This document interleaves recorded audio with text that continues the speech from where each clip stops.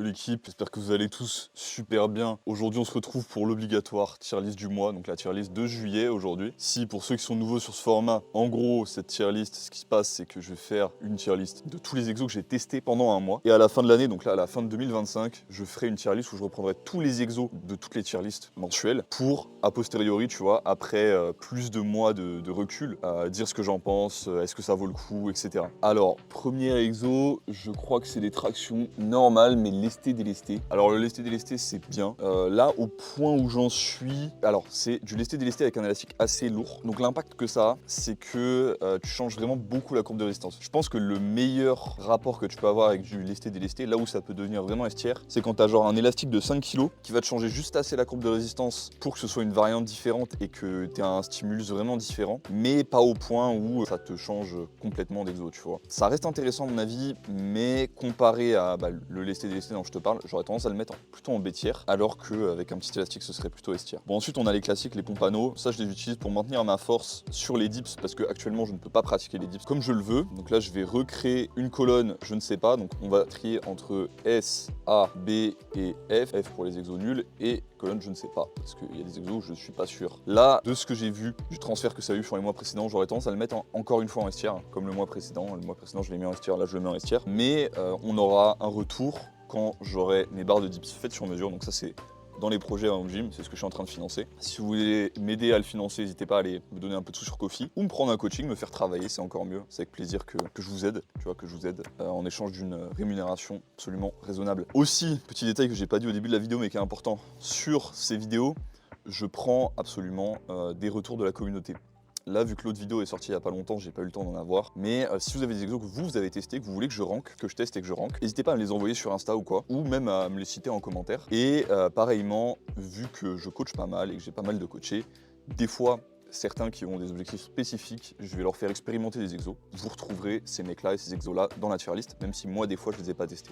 Donc voilà. Alors ensuite, là, on a quoi? Alors, la luminosité fait que je le vois pas très bien, mais je sais ce que c'est de la Behind the Neck Push Press. Alors la Behind the Neck Push Press, ce que j'aime beaucoup, c'est que tu as la position du coup behind the neck qui est hyper importante, enfin qui est hyper cool au niveau hypertrophie, en particulier deltoïde médian, etc. Et qui te force dans un chemin de barre assez strict, tu vois. Moi je suis très mauvais en push press, niveau efficience sur le mouvement, sur le fait de, de pousser plus lourd que mes overhead press normales. Pour autant, je trouve que l'exo est tier parce qu'en vrai, tu pourrais te dire que ça va être une variante plus fatigante. Et c'est vrai d'un point de vue global parce que tu vas aussi utiliser tes jambes et tout. Mais ça l'est quand même moins parce que tu passes moins de temps dans la portion étirée du mouvement. Donc c'est une sorte de résistance accommodante ajustée en sautant, tu vois. Tu peux le faire la même avec des tractions sautées d'ailleurs. Alex Leonidas en parlait dans sa dernière vidéo sur comment il avait obtenu une traction à 95 kg. Donc moi je trouve ça quand même très intéressant la Behind the Neck Push Press. En vrai c'est une des variantes que je préfère, même en push press, j'aurais tendance à dire. De plus que moi ça me permet de taffer mon lockout encore plus, qui est toujours mon point faible. Pour l'instant je vais la mettre en A tier parce que le transfert sur l'overhead press classique sera pas aussi idéal qu'une push press classique devant. Mais voilà, c'est vraiment pas loin du S tier. Ensuite on a les HSPU contre mur lestés sur parallèle. J'aime bien, moi j'ai envie de devenir fort en HSPU, mais là le truc c'est que le mur que j'ai derrière est un peu dégueu. Sincèrement, je pense que quitte à faire des HSPU comme ça, tu vois, assister au mur avec une bonne stabilité, autant mettre plus d'amplitude que ça, donc avoir des trucs sous les parallèles. Là, la variante est cool, mais en vrai, si t'as déjà de la force un peu en overhead press, t'as pas besoin de faire ça pour être derrière capable de faire des HSPU quand tu auras développé l'équilibre. C'est un bon exo en vrai, c'est pas un mauvais exo, mais moi, pour la raison pour laquelle j'utilise, c'est-à-dire potentiellement obtenir la HSPU dans les mois qui viennent, obtenir déjà le handstand ce serait bien, c'est pas la meilleure variante. Donc je vais le mettre en B tier, pas mauvais, mais c'est pas non plus excellent. J'aurais bien aimé rajouter une de plus, je sais pas comment on fait, bon peu importe. On va faire avec ce qu'il y a et on ajustera dans les tiers et ça reste derrière la résistance accommodante quand même, parce que ça reste un petit peu moins bien. Alors ensuite, qu'est-ce qu'on a? On a cette fois-ci des tractions prises très larges. Traction prise très large, mais avec strap. Et la précision avec strap, elle est importante parce que ça peut être une position très inconfortable au niveau poignet, le fait de faire des tractions à prise très large sur une barre droite. Et le fait de mettre des straps, ça te permet d'avoir un peu les poignets sur le côté, d'avoir beaucoup moins d'inconfort. Et dans ce sens-là, que ça me permet d'avoir une variante large de pull-up sans inconfort sur les poignets, ce qui est littéralement l'objectif de l'exo, je trouve ça S tier. Après, il y a toujours les wide neutral grip pull-up, qui pour moi ont la même fonction et qui sont encore meilleurs au niveau confort, au niveau potentiel de force, de grind, etc. Donc je vais plutôt mettre l'exo en A tier. Ensuite, alors là il va y avoir dans les baby cross press, donc les baby cross press c'est quoi? C'est une variante d'iron cross, où l'iron cross c'est une figure de gymnastique. Au lieu de la faire en l'air, parce que moi je suis pour l'instant faible sur cet exo, surtout niveau conditionnement bras tendu, biceps, ce que je vais faire c'est que je vais le faire avec les pieds au sol et que je vais faire, excuse-moi, j'ai failli faire tomber mon écru, putain, petite frayeur hein, quand même, c'est trop précieux comme ressource. Bref, et que je vais faire du coup à différentes hauteurs des presses de cet exo. Alors là, le truc c'est que du coup, j'ai mis toutes les hauteurs dans la tier list, donc ça va être un peu récurrent, un peu redondant, excusez-moi. Donc vous allez sûrement la revoir plusieurs fois. Du coup là, j'ai quelle hauteur? Là, j'ai une hauteur assez basse, j'ai deux cales je crois. 2 cales pour moi, c'est à peu près la hauteur idéale. C'est là où tu es un peu plus que l'ampli d'une vraie cross press, mais pas au point où ça t'encule trop au niveau structure. Et sachant qu'avoir un peu plus d'ampli, bah, généralement c'est un peu plus d'hypertrophie, un peu plus de conditionnement. C'est quasiment, enfin pas tout le temps, mais c'est assez souvent le cas. Donc cette variante là pour moi c'est la meilleure variante, meilleure hauteur en tout cas pour l'instant. Donc je vais la mettre en S tier et derrière on va avoir l'opposé des cross press très hautes. Et là, je vais aussi le mettre en S tier. Pourquoi? Pourquoi? Parce que ça me permet d'en faire en volume et d'avoir une variante du coup moins taxante niveau structure, de faire vraiment beaucoup de reps, du coup aussi de bien m'échauffer sur les autres variantes de cross press. Donc derrière, quand je fais de la baby cross press avec une amplitude importante, comme avec les 2 cales, je suis à l'aise à niveau structure, alors que sinon je le suis pas. J'ai envie de la mettre aussi en S tier, vu que je pense que le transfert sur la cross sera un peu moins bon, je vais quand même le mettre en A. Mais voilà, c'est dans le haut A tier. Ensuite, qu'est-ce qu'on a? On a du muscle up lesté délesté. Le muscle up lesté délesté avec un gros élastique. Ça va être un peu comme les tractions lesté délesté, c'est bien. Mais c'est mieux avec un petit élastique, une petite assistance, je pense. Mais là, c'est quand même un petit peu mieux que sur les tractions. Parce que ça va vraiment te mettre en emphase la transition, qui est vraiment la portion la plus dure du muscle up pour la plupart des gens. Et du coup, je vais avoir tendance à le mettre quand même au moins en A tier, tu vois. Pas en S tier, mais au moins en A tier. Ensuite, qu'est-ce que j'ai là? Dips en full protraction, du coup avec une technique optimisée pour la force, parce que ça, j'en avais pas dans la dernière tier list, donc non, j'avais pas fait d'erreur en effet. Là, j'aime beaucoup, d'autant plus qu'au vu de l'angle articulaire, tu vois, tu fais ta dips comme ça, tu restes dans l'alignement du corps. T'auras un meilleur transfert aussi sur une figure qui est plutôt stylée, moi je trouve cool à travailler, c'est-à-dire l'impossible dips. Ou l'impossible dips, tu vas partir en arrière, mais tu vas être aussi dans l'alignement de ton corps. Et ouais, juste meilleur potentiel de force, l'exo est, je trouve, plus fun du coup. Et ouais, ça va partir en S tier en vrai. Ensuite, on a des rotations cubaines à l'élastique en série longue. Ça, c'est un petit test que j'ai fait ce mois-ci, que je faisais déjà un petit peu avant. Et franchement, j'aime beaucoup. En fait, ça fait un peu les extensions triceps en série de 100 à l'élastique, mais des épaules, tu vois. Ça te fait le même type de conditionnement. Ça, je le recommande beaucoup si t'as les épaules un peu crunchy, de le faire régulièrement.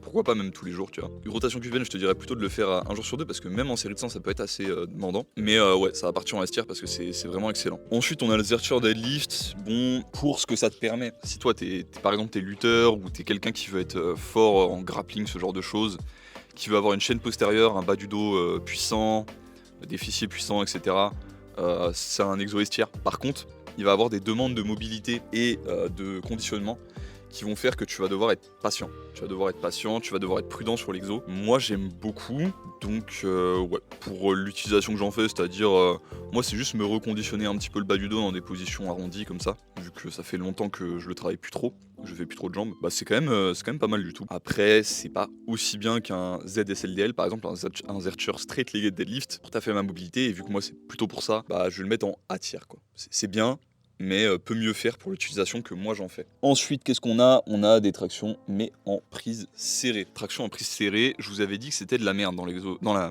vidéo précédente, si vous vous rappelez. Mais c'est de la merde que sur les anneaux. Parce qu'en fait, sur les anneaux, moi ce qui me dérangeait beaucoup, c'est que déjà, faire un full grip sur les anneaux, moi ça m'encule les poignets pour l'instant. J'ai pas le conditionnement nécessaire encore. Et du coup, je me retrouvais à finir ma traction comme ça. Et c'était assez dur de savoir si j'avais la bonne amplitude, si j'avais le menton ou quoi. Bref, bien relou, en plus bien instable parce que ça t'envoie loin des anneaux. Alors que là, à la barre, limite j'ai l'impression que c'est ma variante la plus forte parce que en fait je me mets en full grip, tu vois, comme sur un muscle up. Et je me retrouve à l'angle parfait pour passer le menton pile au-dessus de la barre. Quand je suis à la bonne hauteur, beaucoup plus confortable. Donc, traction prise serrée, pas aux anneaux, à la barre, en full grip. Putain. Petit accident de caméra à l'équipe, mais rien n'est cassé. Alors, estière, hein, très très bien. Ensuite, qu'est-ce qu'on a? On a cette fois-ci 3 cales. 3 cales, je trouve que c'est un peu le mauvais compromis entre justement les plus hautes variantes de Baby Cross et les plus basses, genre 2 cales. 2 cales, je trouve que c'est le truc parfait. Ouais, ça reste. En vrai, faut pas abuser non plus, ça aura sûrement un transfert aussi bon sur ma cross. De toute façon, je pourrais pas faire la différence parce que j'ai fait toutes ces variantes-là, régulièrement. On va quand même le mettre à tiers, on va pas chipoter. Après, du lesté le délesté, mais cette fois-ci en prise serrée, toujours avec un gros élastique. Bah là, ça va rester B tiers en vrai. Pareil, c'est bien, mais je verrais, à mon avis, un meilleur potentiel de progression sur un petit élastique. Après, je le mets B tiers, pour autant je vais continuer à l'utiliser et j'en vois quand même de l'intérêt dans mon entraînement, tu vois. Les seuls trucs que je vois pas d'intérêt, c'est vraiment les trucs que je vais mettre en F tiers, pour l'instant il n'y en a pas. Et c'est juste moins des variantes que je vais utiliser de manière récurrente en B tiers, tu vois. Ce sera plutôt peut-être occasionnel pour faire un palier entre 2 autres variantes ou quoi. Mais il y a pour l'instant aucun exo qui ne vaut jamais la peine d'être fait, tu vois, dans cette. Alors, après, extension de triceps en série de 100 en unilatéral avec un élastique plutôt gros en dead stop. C'est précis, hein, c'est vraiment, tu vois, tu dead stop à chaque fois en haut et tu fais une extension de triceps explosive. J'aime beaucoup pour retrouver un conditionnement de coude correct après, parce que je m'étais fait une petite blessure mois dernier justement au coude. Ça m'a énormément aidé, donc là c'est S tiers. Ensuite, j'ai mis des pull-down pour le dos, en gros des lat prayer, tu vois, mais à l'élastique, avec un élastique pété du coup. Alors l'élastique pété du coup il se prête bien à ça. J'ai pas trouvé ça si folichon, en vrai. Le pump dos était pas génial. J'aurais tendance à préférer faire une variante de pull down, ouais, ce genre de choses type traction, mais très, très délesté si j'ai envie de faire des hauts reps pour conditionner mon dos. Parce que là, le ressenti n'était pas si fou que ça. Pas le mettre en F tier, ça reste correct. Si t'as envie de t'échauffer, ça le fait. Là, même chose pour les triceps, mais cette fois-ci, coude ouvert, c'est S tier aussi. Hein. Faut varier les angles articulaires si vous voulez bien vous conditionner les coudes. Ensuite, on a des extensions de cou. Et cette fois-ci, en série très longue. Mois dernier, je sais plus si c'était série très longue, mais en tout cas, c'était plutôt cheat que j'avais pris. Problème avec ça, c'est que quand tu manques de conditionnement avec le cheat, bah tu peux vite te faire un petit peu mal au cou. Et là, les séries très très longues, même en étant en cheat, ça t'as vraiment un risque qui est très très minime. Donc série de 50, 100 à peu près, tu vois. J'ai beaucoup aimé. Et ouais, bah, ça va partir en vrai en A tiers parce que ton gain de force il va être moins bon que si tu peux faire des séries lourdes en cheat avec des extensions de nuque pareil, tu vois. Mais pour la plupart d'entre vous qui manquent de conditionnement cou, qui sont pas encore conditionnés au point de pouvoir faire les autres, c'est vraiment plutôt estière dans votre cas. Ensuite, clock off press, mais en strict, absolument estière, hein, vraiment. En termes de variante, pour avoir une bonne mobilité d'épaule et avoir vraiment une variante qui te rend humble, tu vois, sur ce que tu fais en overhead press, parce que tu peux enlever au moins 30 kg à tes perfs, tu vois, de ce que tu fais en overhead press normal quand tu vas faire celle-là. Enfin, ça va dépendre de ton niveau, tu vois. Tu peux enlever 30%. Moi, je te dis 30 kg parce que j'ai une overhead press normale à 100 kg et bah du coup en clock off, je passe 70. Mais ouais, vraiment très très bonne variante pour éviter l'overuse, pour avoir une rotation avec ta front normale. En plus, tu vois, l'overhead press en front rack, mais en large, je la trouve pas du tout confortable au niveau épaule, alors que tu vois, derrière la nuque, te retrouves dans une position beaucoup plus naturelle, en tout cas je trouve. Ça t'aide aussi à apprendre à créer de la compression intrascapulaire entre les scapulas, et surtout ça peut bien te conditionner à ce niveau-là. Moi je sais qu'il y a un moment où je me suis fait un peu mal, tu vois, genre j'ai eu un gros point dans le dos pendant quelques jours, haut du dos. J'ai continué à faire l'exo en léger entre temps, et bah une fois au bout de quelques jours, j'ai complètement perdu ce point dans le dos là, et depuis j'ai jamais eu de problème avec l'exo. Genre l'exo au contraire juste est très confortable et me permet d'aller très loin. Là on a des dips au slingshot mais en très très très haut rep. Bah ça juste pour le conditionnement tendineux, le travail de vitesse, etc. C'est une énorme masterclass. Il y a des gens qui vous diront que ça sert à rien de faire même plus que 10 reps quand tu veux progresser en force. C'est des conneries monumentales. Tu regardes les mecs les plus forts actuellement dans le milieu du street. Je sais pas, tu prends Vitaly Felchuk, Mathieu Zlat, non, il s'entraîne vraiment comme un power pour le coup. Mais en tout cas, c'est varié entre des gens qui font, oui, des procs de power, où ils vont pas au-dessus de 10 reps, et des gens qui, justement, à l'opposé, vont aller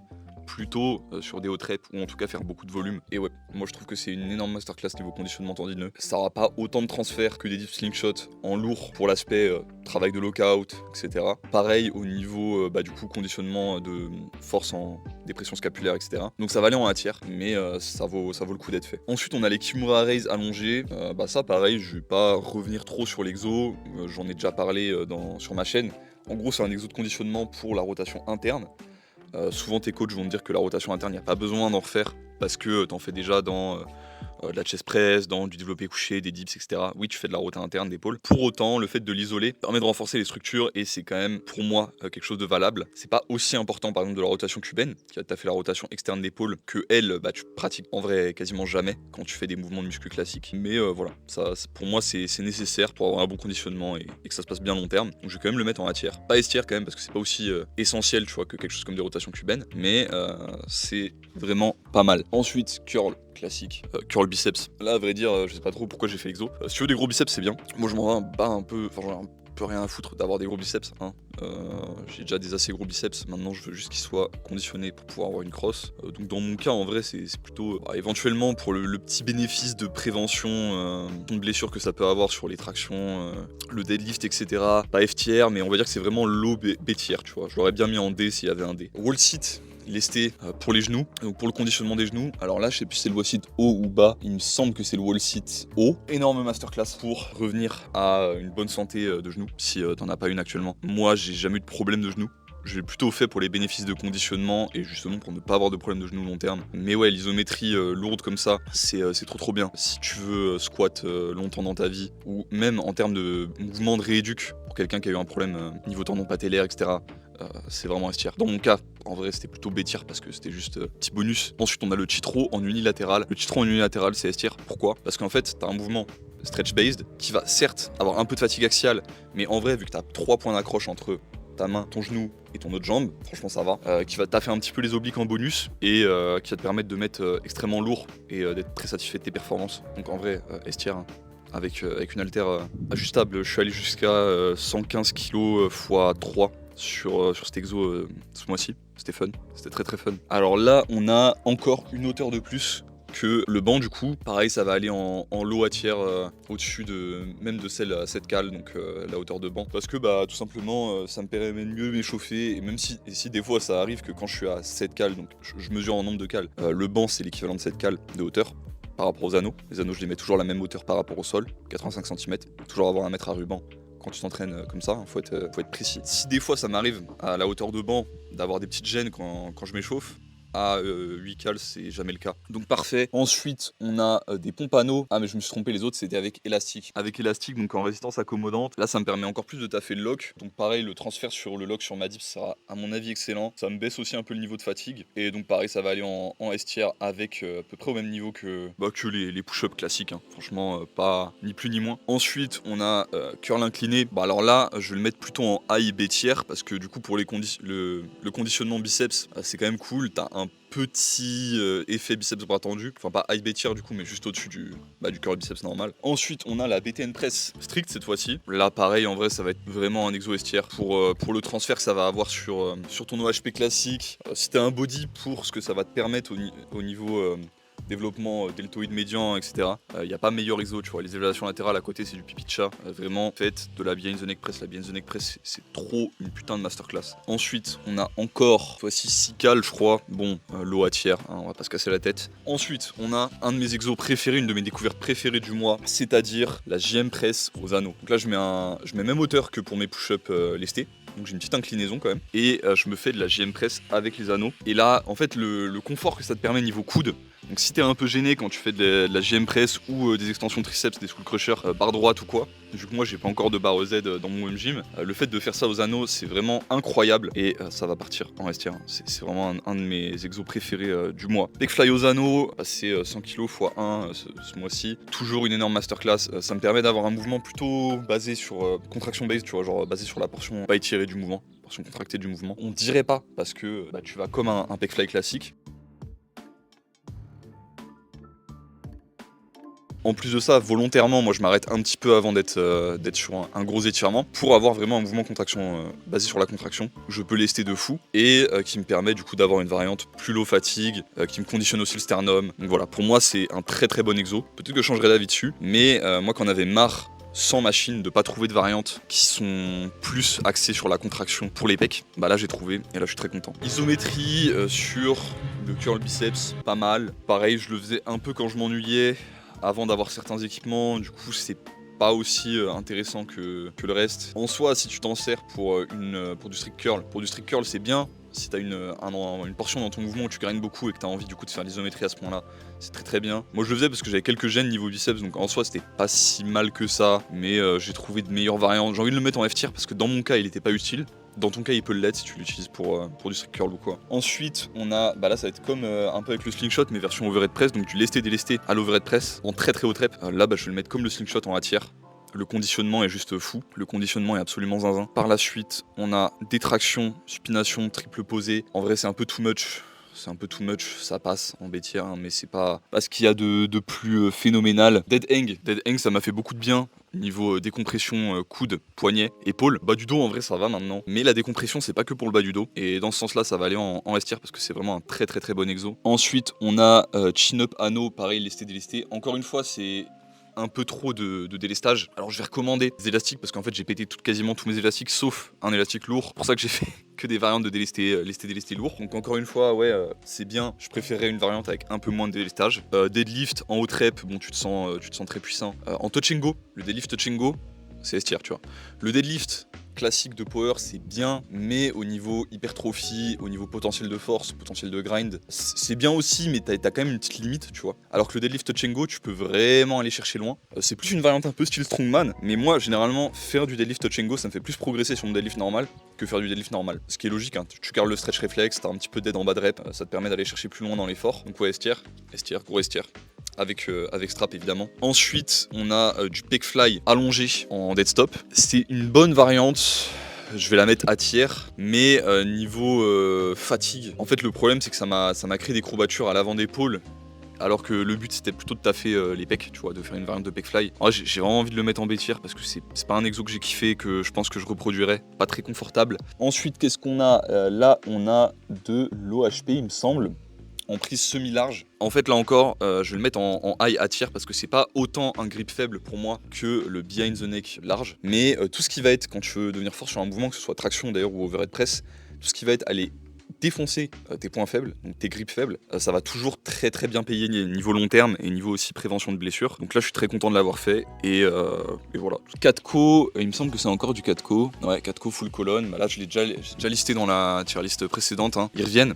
À chaque fois, c'est tous les exos que je fais dans le mois, hein, donc forcément, il y en a qui vont être un peu récurrents. 4Co full colonne, ça reste S-tier hein, pour la prévention des blessures et même la progression. Ensuite, on a en suppi le seal row. Alors là, c'est fou parce que j'ai un mouvement qui, à mon avis, va avoir un transfert de fou sur le rowing et sur les tractions supination. Alors le setup est un peu foireux, mais le mouvement est incroyable, ne vous y trompez pas vraiment. Le seal row, c'est une énorme masterclass, donc j'aime beaucoup. J'aime vraiment beaucoup. Ensuite, on va avoir de l'isométrie. J'ai fait isométrie courte et isométrie longue en skull crusher. Et là, pareil, comme je vous disais, que j'avais une sorte un peu d'inconfort sur notamment les skull crusher bar. Ça m'a permis d'aller un peu niquer cet inconfort-là en faisant de l'isométrie dans la position où j'avais le plus de gêne, où j'avais tendance à avoir des petites douleurs en lourd, par exemple. Et ça m'a réglé vraiment ce problème-là, tu vois. Genre là, je les sens quasiment plus. Et encore, j'en ai pas fait beaucoup. Donc j'ai envie vraiment de mettre ça en S-tier, hein. L'isométrie, c'est souvent une très bonne chose à faire. Alors là, j'ai du wall sit haut, pareil, niveau prévention. Si t'es à un stade avancé dans ta réhab, je te dirais plutôt de faire du wall sit bas, parce que du coup tu vas avoir un meilleur stimulus sur le tendon. Mais si t'es à un stade plutôt de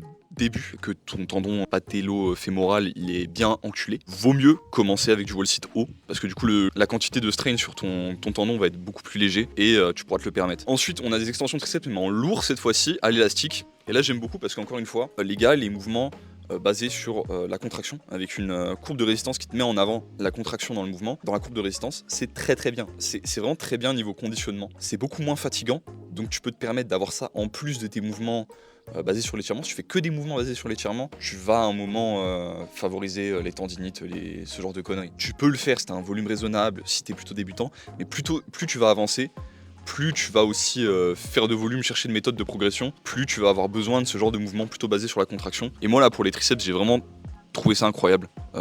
Pareil, conditionnement des coudes, toujours. Conditionnement des coudes, vous le voyez, il y a énormément d'exos, mais c'est nécessaire, hein. Quand tu deviens fort en push, en particulier sur des exotypes dips, c'est valable. Lateral raise, cheat aux haltères, c'est pas mal comme exo d'assistance. Je trouve que la courbe de résistance est plus agréable que sur des lateral raise stricts. Pour autant, moi, c'est pas un exo où je trouve une utilité si importante. Oui, pour avoir des gros deltoïdes, c'est cool, mais moi, mon but, c'est juste d'être fort en overhead press. Et en l'occurrence, tu vois, des Luraise, par exemple, au niveau conditionnement, coiffe des rotateurs, des cubans de rotation, tout ça, c'est beaucoup plus utile. Version latérale, bon, je vais le mettre en B tiers. Si c'est pour l'esthétique, lateral raise cheat comme ça, tu peux l'avoir en S tier, hein, c'est très bien. Mais dans mon cas, c'est pas fou. Y raise pour les trapèzes inférieurs, du coup, pour la posture, pour ceux qui galèrent niveau posture des épaules, qui ont tendance à avoir les épaules comme ça, un peu tout le temps, qui ont la posture du gamer, les gars, c'est S tier. Trapèze inférieur, faut aller les taper. Et les Y raise, il y a quasiment rien de mieux. Grosse inclinaison sur le banc, le but c'est vraiment qu'il y ait le max de tension en haut du mouvement. Il ne faut pas se retrouver comme ça et du coup à plus avoir de tension là, tu vois. Y-raise, vraiment excellent. Santé des épaules, posture et trapèze inférieur peuvent être un peu durs à taffer autrement. Ensuite, une sorte de L-fly inversé, de variante de rotation interne à l'élastique, ça pourrait être l'équivalent à la poulie. Hein. J'aime bien. Si tu as tendance à avoir des douleurs au niveau des Kimura raise, pour toi ça va être S tier. Après, je pense que le conditionnement des Kimura raise est un peu supérieur. Donc ça peut être une bonne étape pour aller vers des Kimura raise. Ça peut être bien, même quand tu es conditionné pour les Kimura raise, de continuer à en faire pour en avoir dans ta rotation. Mais voilà, donc A tiers, très mérité pour cet exo là. Ensuite, Zercher Pistol Squat. Je sais pas où le classer, tu vois. C'est rigolo, en vrai. C'est pas si utile que ça, mais c'est rigolo. Bon. Reprenons. Batterie sur la caméra, hein, c'est des choses qui arrivent. Du coup, alors, maintenant, j'ai appelé la Dionysos Raise, parce que t'es dans une position, en fait t'es en position latérale de sécurité, c'est-à-dire comme si tu venais de te faire une grosse cuite comme Dionysos. Et du coup, je l'ai appelé la Dionysos Raise, parce que je savais pas si l'exo existait ou avait un nom, il y a sûrement quelqu'un qui l'a déjà fait avant moi. Et en gros, c'est une sorte d'élévation, tu vois. D'élévation arrière de oiseau, mais allongé sur le côté au sol, du coup en dead. Et j'aime beaucoup parce que non seulement tu as un beau ressenti au niveau arrière d'épaule, donc ça te permet de taffer cette zone-là qui est un peu, en vrai, ça va, tu vois, mais qui est un peu plus galère quand t'as pas de poulie. Et en plus de ça, si tu fais ta rétraction scapulaire, tu vas aussi engager un peu tout ce qui va être justement muscle scapulaire au niveau de pour l'élévation. Est-ce que c'est S tier ? Non. Tu peux faire un oiseau, c'est tout aussi efficace, c'est un peu plus facile à setup et en plus c'est pas en dead. Donc niveau stretch réflexe, etc., c'est mieux. Mais c'est quand même une très bonne variante. J'aurais tendance à la mettre en A tier. Moi, c'est quelque chose que je réutiliserai. Ensuite, qu'est-ce qu'on a ? On a les Dead Skull Crusher Bar, mais cette fois-ci, j'ai mis une cale de plus. Et là, je trouve, je sais pas pourquoi, mais je trouve le fait qu'il y ait une cale de plus, du coup, que le point soit différent.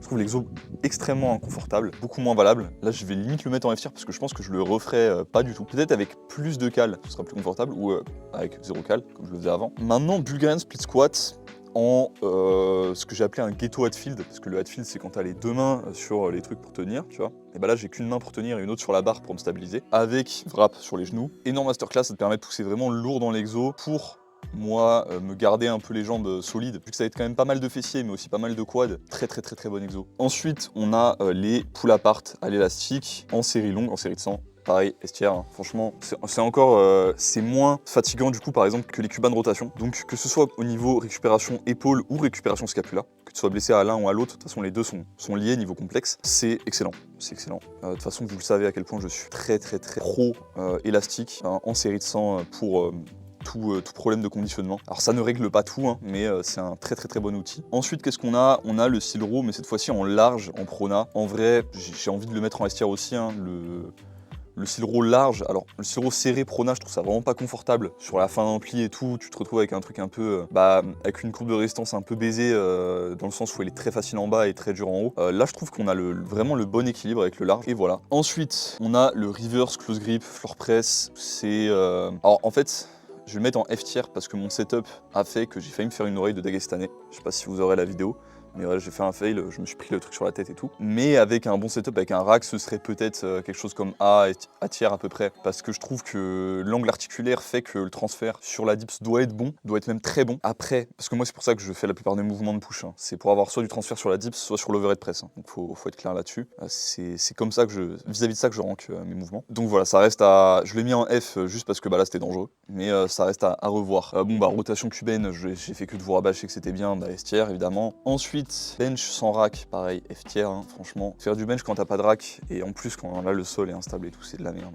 Ensuite, front raise en supination. En soi, pour le conditionnement, et j'ai fait bras tendu évidemment, pour le conditionnement bras tendu, c'est pas mal du tout. Ça me permet d'avoir une variante de plus que le Zanetti et tout. Je vais quand même le mettre en B-tier parce que ça aura jamais autant de transfert que de faire les exos, donc de faire, je sais pas, des variantes délestées de planche ou d'Iron Cross. Mais c'est pas mal, tu vois. Là, j'ai de l'OHP semi-wide, et encore une fois, grip faible, moins faible quand même que l'autre. Pas grand chose de plus à dire là-dessus. Là, j'ai des Kimura Raise à l'élastique en série de 100. Ça, pareil, très bien. Niveau santé des épaules, j'aime beaucoup, mais à tiers. Je le trouve un peu moins essentiel que Rotakuben et pull apart. Quoique, si tu fais par exemple du handball, quand tu fais du handball, tu fais ça. Donc faire des Kimura Raise pour conditionner ce mouvement-là en série de 100 et éviter de te blesser dessus, dans ton cas, c'est plutôt essentiel, tu vois. Mais si tu fais pas de handball, à la plupart des sports, si tu fais en fait, n'importe quel sport de lancer, ça va être après OHP Dead Stop Close Grip. Là, voilà, on a une variante qui me permet beaucoup plus grind que mon OHP classique avec wrap et pas Dead Stop de bourrin. Plus grosse capacité de grind, donc potentiellement plus gros développement de force sur la totalité du mouvement. Plus de fatigue, c'est ça la contrepartie. Mais moi, j'aurais tendance à le mettre quand même S-tier parce que c'est mon mouvement de base de construction, tu vois, pour le HP. Là, on a quoi? On a de la floor press en close grip. Pas la mettre en F tier parce que cette fois-ci, j'avais un setup un peu moins dangereux. Je vais la mettre en B tier parce que le transfert en low A tier, parce que le transfert va être pas mauvais, tu vois, sur la dips. C'est-à-dire que oui, c'est une variante close grip, donc tu vas quand même avoir pas mal de triceps en jeu. L'angle articulaire va être aussi assez similaire. En vrai, c'est pas mal du tout. C'est juste que là, pour l'instant, moi, j'ai un sol qui est pas droit, donc le mouvement n'est pas stable. Je peux pas partir d'un rack. En fait, là, c'est plus une question de matériel que d'exo, mais l'exo en soi est plutôt low à tiers. Le transfert va quand même être pas mauvais. Oiseau, oiseau basique pour l'arrière d'épaule, hein. Vrai bon exo. Encore une fois, tout ce qui va être arrière d'épaule, à part pour éviter les blessures un peu en conditionnement, ça va pas être essentiel. Et là, on a L-fly allongé, rota interne. Donc L-fly inversé allongé. Et là, L-fly inversé allongé, ça va être encore une variante qui va être pas mal, qui va te donner une autre variante de Kimura Raise. Donc en soi, fais celle qui plaît le plus, tu vois, t'as pas mal de choix au final quand tu regardes, mais ouais, pas mal. À tiers, pareil, encore une fois quelque chose d'assez confortable, donc si t'as du mal avec les Kimura Raise allongés au début, ça peut te permettre de t'introduire à la chose plus doucement. Bon, fin de la tier list pour aujourd'hui. J'essaierai pour le mois prochain de vous mettre surtout les exos nouveaux, parce que là, il y en a eu quelques-uns qui étaient du coup récurrents. Mais même si j'avais mis que les nouveaux, en soi, il y aurait quand même une cinquantaine d'exos. Donc ces tier lists là, elles vont être longues. J'espère que ça vous plaît. Puis je dis force à mon monteur. Merci à mon monteur pour tout son taf, parce que là, il va y en avoir. Comme d'habitude, hein, vous connaissez la rengaine. Si vous voulez plus d'infos, n'hésitez pas à aller vous abonner à la newsletter. Une lettre minimum par semaine, 2 quand j'ai le temps. Des articles vraiment de qualité. Si vous voulez me soutenir, il y en a une partie, un petit abonnement payant. Pareil sur le Ko-fi. En plus sur le Ko-fi, vous avez le développement du home gym. Dès que j'aurai des plans ou des trucs que je ferai, je vous ferai des vlogs et je vous donnerai toutes les infos que j'ai sur comment moi je fabrique mon home gym, si ça peut vous intéresser. Vous avez accès à tout ça pour 5 balles. Voilà, c'est paiement unique, 5 balles, ça suffit. Et pour finir, abonne-toi mon gros. Lâche un like si la vidéo t'a plu. Si tu as un coaching aussi, pareil, c'est mon taf. Je te fais des très gros bisous. Je te dis à la prochaine. Et c'est tout, hein. Passe une excellente journée, gros.